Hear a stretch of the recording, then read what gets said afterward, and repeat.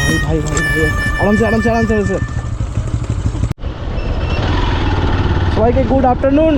তো হঠাৎ করে বাড়িতে ছিলাম, রঞ্জিত ফোন করলো, যে বললো যে কিছু ঘুরতে যাব, একটু ভিডিও শ্যুট করবো। হঠাৎ করে প্ল্যানটা হলো, তো আমি, শ্যাম আর রঞ্জিত তিনজন মিলে বেরিয়ে পড়লাম। তো কোথায় যাচ্ছি এখনও ঠিক লোকেশন আমাদের চুজ হয়নি। তো যাই হোক, রাস্তাটা দেখো কত সুন্দর, একটা বিকেলের পরিবেশটা একটা আলাদা রকম। তো রঞ্জিত আর শ্যাম সামনে আছে, আমি পেছনে আছি। তো কোথায় যাব এখনও ঠিক করতে পারি না আমরা লোকেশান। আমরা মোটামুটি বেরিয়ে পড়েছি। তো চলো লোকেশানে যাই, তারপরে তোমাদের সাথে আবার কথা হচ্ছে। তো মোটামুটি আমরা লোকেশানে চলেছি। বাঁ সাইডে দেখতে পাচ্ছি অনেক ছোটো ছোটো নৌকো আছে। সত্যি ডান দিকে একটা খেলার মাঠ। গ্রাম বাংলার পরিবেশটা সম্পূর্ণ আলাদা রকম। যারা গ্রামে থাকো তারা জিনিসটা ফিল করতে পারবে। সত্যি এটা কোথা থেকে যাচ্ছে আমি নিজেও বুঝতে পারছি না, রাস্তাটা খুব ন্যারো। তো চলো, সামনে রঞ্জিত আছে, ও নিয়ে যাচ্ছে।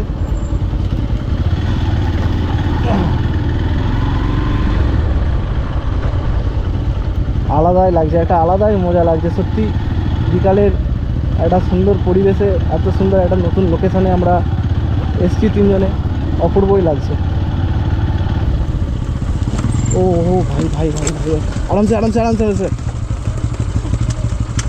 আরামসে আরামসে চলো।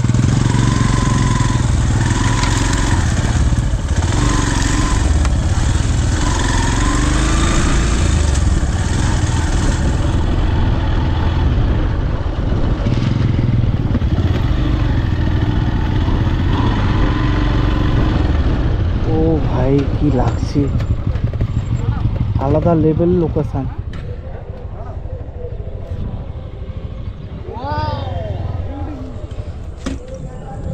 বিভৎস লাগছে ভাই, বিভৎস বিভৎস। সত্যি মনটা একদম আলাদাই একটা, কি বলবো, এত আনন্দ হচ্ছে একটা নতুন লোকেশনে এসে।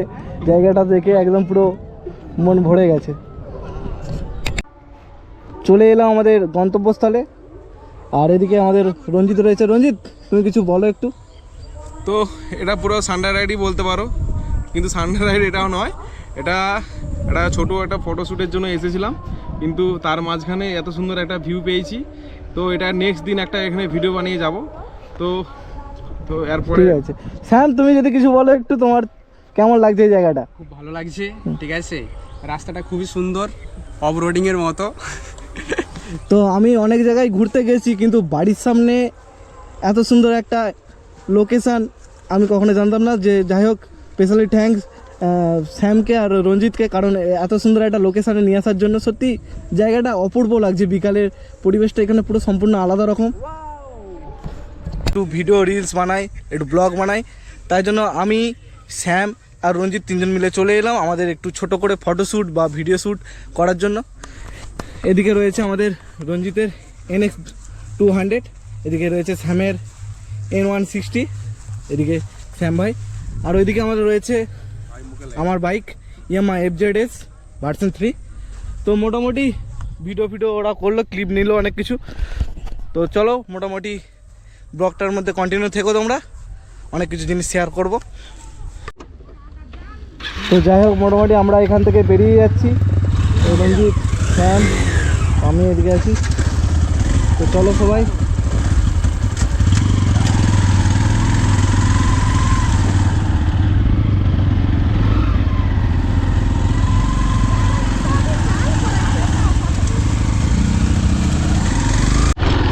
রাস্তা এত খারাপ, ও ভাই।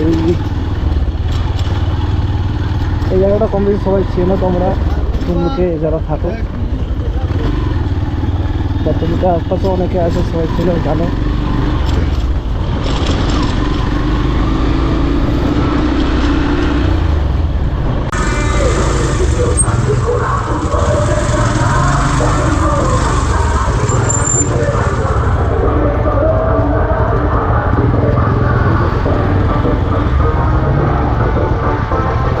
একটু এগিয়ে আসো কাকু।